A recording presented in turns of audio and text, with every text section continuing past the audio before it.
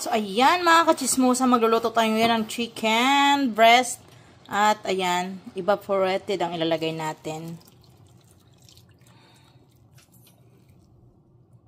So, that's only the sahog.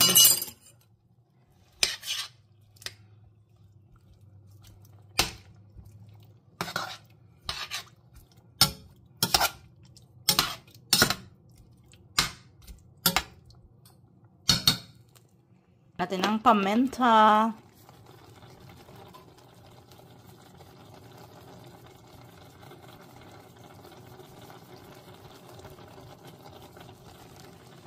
Ayan.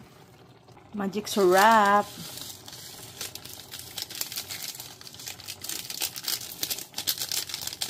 Ito na kasi yung pinakaasin ko yung magic syrup. So, isang ganito pag nagluluto ako. Mikos-mikos natin.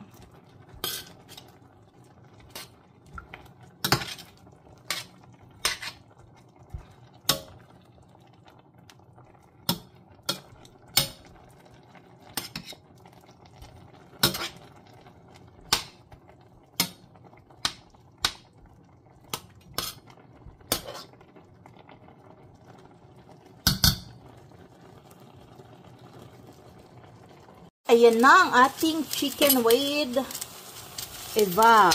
Ayan, lagyan ko ng jalapenos chili. Maanghang tong sili, kaya kunti lang.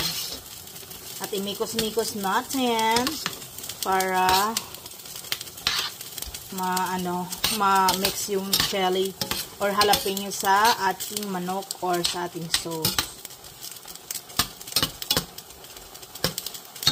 Ayan, ang ating chicken. So, ingredient, evaporated and evap milk. And siyempre, sibuyas, bawang, and ginger, and then bell pepper. And then, itong gulay na para siyang, pepino. Hindi ko alam kung anong pangalan niya na parang pepino. So, yun lang. Guys, ang ating ulam for today.